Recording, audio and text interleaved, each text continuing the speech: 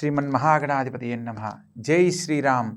రామాయ రామభద్రాయ రామచంద్రాయ వేదసే రఘునాథాయ నాథాయ సీతాయ పతయే నమః. జై శ్రీరామ్. రామభక్తులందరికీ ఒక శుభదినం. మనం అతి త్వరలో జరగబోయే శ్రీరామ జన్మభూమి యొక్క మందిర విశేషాల గురించి వివరంగా తెలుసుకుందాం. ఇందులో భాగంగా అయోధ్య సరయూ నది తీరాన సైజాబాద్కి 6 కిలోమీటర్ల దూరంలో ఉంది మన అయోధ్య. విష్ణుమూర్తి 7వ అవతారమైన రాముని యొక్క చరిత్రలో సన్నిహితమైన సంబంధం కలిగి ఉన్న ప్రాంతం ఈ యొక్క అయోధ్య. 7వది అనంటే మత్స్య, కూర్మ, వరాహ, నారసింహ, వామన, పరశురామ, శ్రీరామ అంటే 7వ అవతారం అన్నమాట. ఈ యొక్క 7వ అవతారం గురించి తెలియజేసేదే మనకు ఈ యొక్క అయోధ్య. వేదాలలో ఆదిపురుషుడిగా హిందువులకు ధర్మశాస్త్రం అందించినట్లుగా పేర్కొన్న మనువు ఈ యొక్క నగరాన్ని స్థాపించడం జరిగింది. అయోధ్య ఉత్తరప్రదేశ్లోని ఒక ముఖ్య పట్టణం. అయోధ్యకు సాకేతపురం అని కూడా ఇంతకుముందు మరొక పేరుతో పిలిచేవారు. అయోధ్య భారతదేశంలోని అతి పురాతనమైన నగరాలలో ఒకటి. ఆ శ్రీ మహావిష్ణువు శ్రీరాముడిగా అవతరించిన ప్రదేశమే ఈ అయోధ్య. రామాయణ మహాకావ్య ఆవిష్కరణకు మూలం ఈ అయోధ్య. ఉత్తరప్రదేశ్లోని ఫైజాబాద్ జిల్లాలోని సైజాబాద్ ఆనుకొని ఈ యొక్క ప్రాంతం ఉన్నది. ఈ యొక్క అయోధ్య సముద్ర మట్టానికి 305 అడుగుల ఎత్తులో ఉంది. అదేవిధంగా ఈ యొక్క అయోధ్య కోసల రాజ్యానికి రాజధానిగా ఉంటూ వచ్చింది. అయోధ్య శ్రీరాముని చరిత్రలో చాలా ప్రాముఖ్యత ఉన్న నగరం. శ్రీరామచంద్ర ప్రభువుల వారు ఈ నగరంలోనే జన్మించినట్లు మనకు చరిత్ర చెబుతోంది. ఈ యొక్క అయోధ్యలో చూడవలసిన ముఖ్య ఘట్టాలలో సరయూ నది స్నానఘట్టం. ఇక్కడ సరయూ నదిలో తీరంలో బంకమట్టితో అధికంగా నింపబడి ఉంటుంది. అదేవిధంగా ఈ యొక్క సరయూ నదీ జలాలు తేటగాను శుభ్రంగాను ఉంటాయి. పవిత్రమైన పుణ్యనదిగా ఇక్కడ కొనియాడబడుతుంది. అదేవిధంగా రామ జన్మభూమి ఆలయ నిర్మాణ ప్రదేశం కూడా ఇక్కడే. ఇక్కడ రామ జన్మభూమిలో వివాదం ముగిశాక ఆలయ నిర్మాణం కొరకు అవసరమైన శిల్పాలు మొదలైనవి నిర్మించి సిద్ధంగా ఉంచబడ్డాయి. అయోధ్యలోని భిక్షువులు ఉండకూడదనుకున్న ఉద్దేశంతో సాధువులకు ఏర్పాటు చేసిన అన్నదాన సత్రం ఇక్కడ దాతల సహాయంతో నిధి వసూలు చేసి ప్రతిరోజు సాధువులకు అన్నదానం కూడా చేస్తుంటారు. అలాగే ఇక్కడ ఉన్న గోశాల 200కు పైగా గోవులు ఉన్నాయి. ఈ యొక్క గోక్షీరాన్ని ఆశ్రమ నిర్వహణకు ఉపయోగించడం జరుగుతున్నది.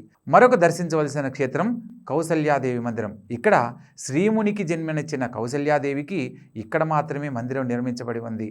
ఈ మందిరం కౌసల్యాదేవి దశరథులతో రామచంద్రుడు ఉండడం అనేది విశేషం. ఆ తరువాత హనుమాన్ మందిరం. ఇక్కడున్న ఈ యొక్క హనుమంతుని ఆలయంలో నిరంతరము అఖండ భజన జరుగుతూనే కొనసాగుతూనే ఉంటుంది. ఆ తర్వాత మనం దర్శించవలసిన క్షేత్రం వాల్మీకి మందిరం. ఈ యొక్క వాల్మీకి మందిరంలోని పాలరాతి గోడలన్నీ వాల్మీకి రామాయణంలోని 24,000 శ్లోకాలతో లిఖించబడి ఇక్కడ మూల మందిరంలో వాల్మీకి మహర్షితో లవకుశలు కూడా ఉండడాన్ని మనం గమనించవచ్చు. కనకమహల్ ఇది మనం ప్రత్యేకంగా దర్శించవలసిన ప్రదేశం. సీతారాములు వివాహానంతరము అయోధ్యలో ప్రవేశించిన తర్వాత కైకేయి దశరథులు వివాహ కానుకగా సీతారాములకు ఈ భవనాన్ని ఇవ్వడం జరిగింది. ఈ యొక్క భవనాన్ని విక్రమాదిత్యుడు నిర్మించాడని విశ్వసించబడుతుంది. విక్రమాదిత్యుడు సరయూ నదిలో స్నానమాచరించి అయోధ్య నగరంలో ప్రవేశించి ఆ తర్వాత ఆయనకు ఇక్కడ గతంలో ఉన్న భవనాలు కళ్ళకు కట్టినట్టు గోచారమయ్యాయని, తరువాత విక్రమాదిత్యుడు ఇక్కడ ఆలయాలు భవనాలు నిర్మించబడ్డాయని విశ్వసించడం మనం శాస్త్రరీత్యా తెలుసుకోవచ్చు. హనుమంతుని ఆలయం. ఇక్కడ రామచంద్ర పట్టాభిషేకం తర్వాత రామచంద్రుడు తనకు సహాయం చేసిన వారందరికీ కానుకలు సమర్పించిన తరువాత తనకు అత్యధికంగా సహకరించి సేవించిన హనుమంతునికి తన నివాసానికంటే ఎత్తైన ప్రదేశంలో నివాసానికి యోగ్యమైన స్థలం ఇచ్చాడని ఇక్కడ ప్రస్తుత ఆలయ నిర్మాణం జరిగిందని విశ్వసించబడుతుంది. పురాణ ప్రసిద్ధమైన ఈ ఆలయం కొంచెం ఎత్తైన ప్రదేశంలో ఉంటుంది. ఈ ఆలయానికి సుమారు 90 మెట్లుంటాయి. ఆలయ ప్రాంగణంలో సీతారాముల ఆలయం కూడా ఉంది. ఇక రామజన్మభూమి బాబ్రీ మసీదు నిర్మించిన ప్రదేశంలో రామజన్మభూమిలో తాత్కాలికంగా అతి చిన్నదైన రామాలయంలో సీతారాములకు పూజాధికాలు నిర్వహించబడుతూ ఉంటాయి. అత్యంత రక్షణ వలయంలో క్యూ పద్ధతిలో ప్రయాణించి ఈ ఆలయాన్ని చూడాలి. లోపలకు ప్రవేశించాలి అంటే కఠినమైన నియమాలు కూడా ఇక్కడ పాటించి తీరవలసిందే. అలా పోతూనే ఆలయాన్ని దర్శించుకునే విధంగా ఉండాలి. ఎక్కడా నిలబడడానికి రక్షణ సిబ్బంది అనుమతించదు. అదేవిధంగా సెల్ ఫోన్ కానీ కెమెరాలు కానీ పెన్నులతో ఉండే కెమెరాలు కానీ ఈ లోపలకు అస్సలు అనుమతించబడదు. లోపల కనీసం 2-3 కిలోమీటర్లు నడిస్తే కానీ ఈ యొక్క సీతారాముల వారిని మనం దర్శించలేం. శ్రీరామ జన్మభూమి మందిర విశేషాల గురించి మనం తెలుసుకున్నట్లయితే ఆలయ ప్రాంగణం మొత్తం సాంప్రదాయం మొత్తం నాగర శైలిలో నిర్మించబడింది. మందిరం పొడవు తూర్పు నుంచి పడమరకు 380 అడుగులు ఉన్నట్లయితే వెడల్పు 250 అడుగులు, అదేవిధంగా ఎత్తు 161 అడుగులు ఉండే విధంగా ఆలయ నిర్మాణం చేయడం జరిగింది. ఈ యొక్క ఆలయము 3 అంతస్తులు, అదేవిధంగా ఒక్కో అంతస్తు 20 అడుగుల ఎత్తులో ఉండే విధంగా దీన్ని మొత్తం 392 స్తంభాలతోటి మరియు 44 తలుపులతోటి నిర్మించడం జరిగింది. ప్రధాన గర్భగుడిలో భగవాన్ శ్రీరాముని చిన్ననాటి రూపమైన శ్రీరామ్ లల్లా విగ్రహాన్ని కూడా ప్రతిష్టాపన ఈ యొక్క మొదటి అంతస్తులోనే దర్బార్లోనే ఏర్పాటు చేయడం జరుగుతుంది. 5 మండపాలు, దీన్ని పెద్ద హాల్ అంటారు. నృత్య మండపము, రంగమండపము, సభా మండపము, ప్రార్థనా మండపం మరియు కీర్తన మండపాలన్నీ ఈ ప్రాంతంలోనే ఏర్పాటు చేయడం జరిగింది. ఆ తరువాత ఇక్కడ దేవతా రూపాలను ప్రతి ఒక్క స్తంభం మీద చిత్రించడం శిల్పరూపంలో మనకు దర్శిస్తాయి, అవగతమవుతాయి. ఆ తదుపరి ప్రవేశం తూర్పు నుంచి సింహద్వారం గుండా 32 మెట్లు ఎక్కి మనం స్వామివారిని దర్శించాలి. వికలాంగులకు మరియు వయోవృద్ధులకు సౌకర్యార్థం ర్యాంపులు మరియు లిఫ్ట్లు కూడా ఏర్పాటు చేయడం జరిగింది. అదేవిధంగా మందిరం చుట్టూ 732 మీటర్ల పొడవు మరియు 14 అడుగుల వెడల్పుతో పార్కోట అంటే దీర్ఘచతురస్రాకారపు సమ్మేళనమైన గోడను ఏర్పాటు చేయడం కూడా జరిగింది. అదేవిధంగా సమ్మేళనం యొక్క 4 మూలల్లో 4 మందిరాలు ఉన్నాయి. సూర్యదేవాలయము, అదే దేవి భగవతి ఆలయము, గణేష్ భగవాన్ ఆలయము మరియు ఆ పరమేశ్వరుని కూడా అంకితం చేయబడినట్టు ఇక్కడ రూపుదాల్చడం జరిగింది. అదేవిధంగా ఉత్తర భుజంలో మాత అన్నపూర్ణ ఆలయం కూడా మరియు దక్షిణం వైపు హనుమాన్జీ ఆలయాన్ని కూడా నిర్మించారు. మందిరం సమీపంలో పురాతన కాలం నాటి చారిత్రక బావి, దీన్ని సీతాకూప్ అంటారు. ఆ ఆలయానికి సంబంధించి ఆ సీతాకూపును కూడా చక్కగా తీర్చిదిద్దడం జరిగింది. ఇందులో శ్రీరామ జన్మభూమి మందిరంలో మహర్షి వాల్మీకి, మహర్షి వశిష్ఠుడు, అదేవిధంగా మహర్షి అగస్త్య, విశ్వామిత్రులకు సంబంధించి నిషాదరాజు, మాతా శబరి మరియు దేవి అహల్య యొక్క గౌరవనీయులైన భార్యకు అంకితం చేయబడిన ప్రతిపాదిక మందిరాలు కూడా ఉన్నాయి. మందిరం యొక్క నైరుతి భాగంలో కుబేర్తిలా వద్ద భగవాన్ శివుని పురాతన మందిరము, జటాయుని స్థాపనతో పాటు పునరుద్ధరించబడడం జరిగింది. ఇక గుడిలో ఎక్కడ చూసినా కూడా ఇక్కడ విచిత్రం ఏంటంటే ఇనుము కానీ అల్యూమినియం కానీ ఎక్కడ వాడడం జరగలేదు. ఇక్కడ మందిరం పునాది 14 మీటర్ల మందపాటి రోలర్ కాంపాక్ట్ కాంక్రీట్ తోటి నిర్మించడం జరిగింది. దీన్ని ఆర్సీసీ అంటారు. ఇది కృత్రిమ శిలారూపాన్ని దర్శించేలా చేస్తుంది.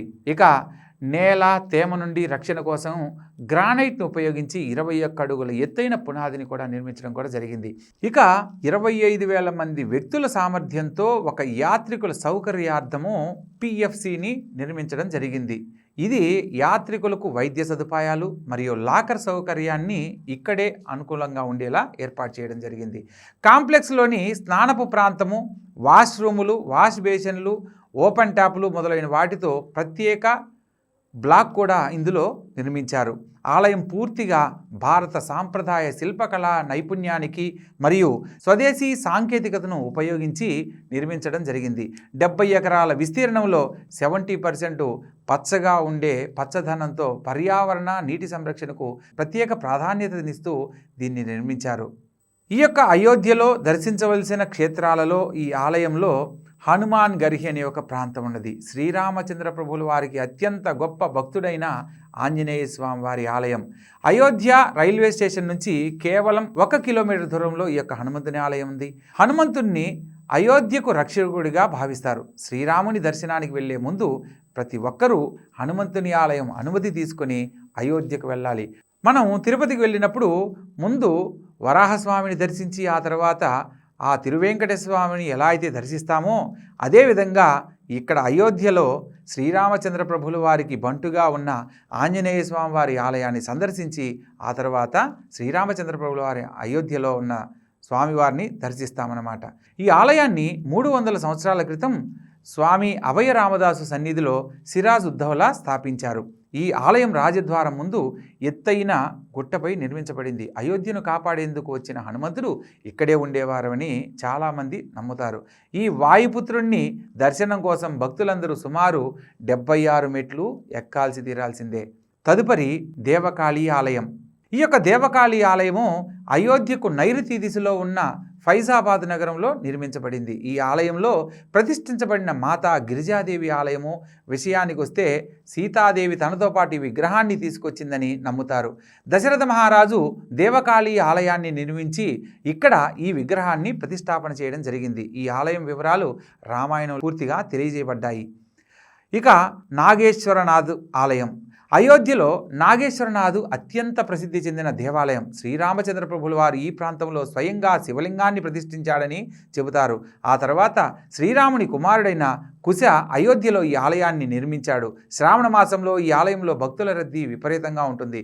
భక్తులందరూ ఈ ఆలయం సమీపంలో సరయూ నదిలోని నీటితో శివలింగానికి అభిషేకాలు చేయడాన్ని మనం గమనించవచ్చు.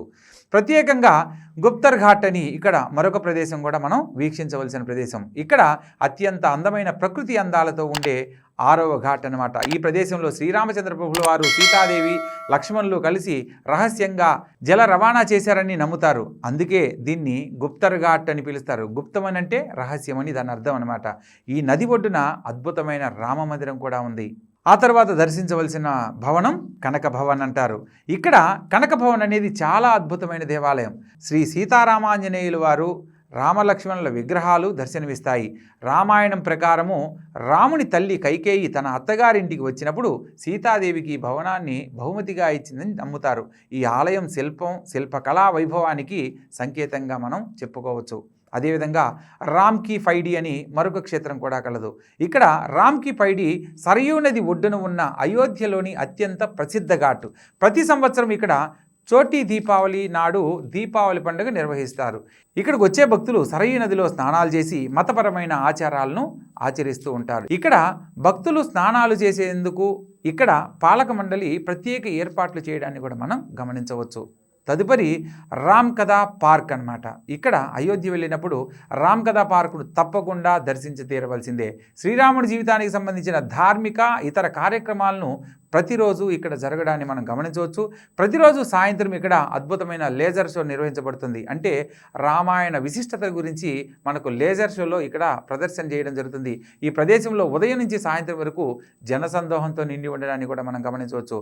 ఇక అయోధ్యలో శ్రీరామచంద్ర ప్రభువుల యొక్క ప్రాణప్రతిష్ఠ జరిగే జనవరి 22వ తేదీన దేశవ్యాప్తంగా 5 లక్షల దేవాలయాల్లో అంగరంగ వైభవంగా పూజలు జరుగుతాయని తెలిపారు. సాయంత్రం ప్రతి ఇంటి నుంచి కనీసం 5 దీపాలైన వెలిగించాలని ఈ యొక్క శ్రీరామ ట్రస్ట్ వాళ్ళు కోరారు.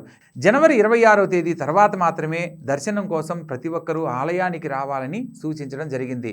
రాత్రి 12 గంటలైనా సరే ప్రతి ఒక్కరికి దర్శనం అందించాలనే సత్సంకల్పంతో ఆలయ తలుపులు తెరిచి ఉంచుతామని ట్రస్ట్ ప్రధాన కార్యదర్శి అయిన చెంపత్ రాయ్ గారు తెలియజేశారు. ముఖ్యంగా మనం ఇక్కడ ఒక విషయాన్ని గమనించాలి. విశేషంగా ప్రపంచం మొత్తం పండగలా జరుపుకునే ఈ యొక్క జనవరి 22వ తారీఖు నాడు మధ్యాహ్నం జరగబోయే 12:32 జరగబోయే ప్రాణప్రతిష్ఠ మహోత్సవంలో శంకరాచార్య మఠాధిపతులు ఒక ప్రకటనను తెలియజేశారు. అయోధ్యలో జరగబోయే జనవరి 22వ తారీఖున జరగనున్న రామాలయ ప్రతిష్టాపన కార్యక్రమానికి రామ్ టెంపుల్ కాన్సక్రియేషన్ అనే 4 శంకరాచార్యులు హాజరు కావడం లేదని ఒక విషయాన్ని తెలియజేయడం జరిగింది. ఉత్తరాఖండ్లోని జ్యోతిర్మఠానికి చెందిన 46వ శంకరాచార్య అయిన అవిముక్తేశ్వరానంద సరస్వతి గారు తెలిపారు. ఇక్కడ ఆలయ నిర్మాణంలో ఇంకా పూర్తి కాలేదన్న విషయాన్ని తెలియజేస్తూ ఆలయ నిర్మాణం అసంపూర్తిగా ఉందని, అయోధ్యలో విగ్రహాల ప్రాణప్రతిష్ఠ శాస్త్రాలకు వ్యతిరేకంగా చేస్తున్నారని ఇక్కడ ఆరోపించడం జరిగింది. అదేవిధంగా సనాతన ధర్మ నిబంధనలను ఉల్లంఘిస్తున్నందుకు అతి ముఖ్యమైన హిందూ మత గురువులు ఈ మహోత్సవానికి హాజరు కావడం లేదని హరిద్వార్లో ఆయన మీడియా ద్వారా తెలియజేయడం జరిగింది. ఆలయ నిర్మాణం పూర్తి కాకుండా రాముని విగ్రహాలను ప్రతిష్ఠించడం హైందవ ధర్మానికి విరుద్ధమని తెలియజేయడం జరిగింది. ప్రతిష్టాపనకు అంత తొందర అవసరం లేదన్నారు. రామ మందిర నిర్మాణం పూర్తయ్యాక విగ్రహాల ప్రాణప్రతిష్ఠ కార్యక్రమం నిర్వహించాలని సూచనగా తెలియజేశారు. మరోవైపు ఆలయ ట్రస్టు ప్రకారం రామాలయంలో మొదటి అంతస్తు గర్భగుడి మాత్రమే సిద్ధంగా ఉందని, వచ్చే 2 ఏళ్లలో ఆలయాన్ని పూర్తి స్థాయిలో నిర్మిస్తామని ట్రస్టు తెలియజేయడం కూడా మనకు విదితమే. ఈ నేపథ్యంలో పూరి గోవర్ధనాథ్ పీఠానికి చెందిన శంకరాచార్య స్వామి నిశ్చలానంద సరస్వతి కూడా ప్రతిష్టాపన కార్యక్రమానికి హాజరు కావడం లేదని తెలియజేయడం కూడా జరిగింది. ఈ యొక్క హైందవ ధర్మ నిబంధనలను గ్రంథాలకు విరుద్ధంగా ఈ యొక్క కార్యక్రమం జరుగుతున్నదని ఆరోపించారు.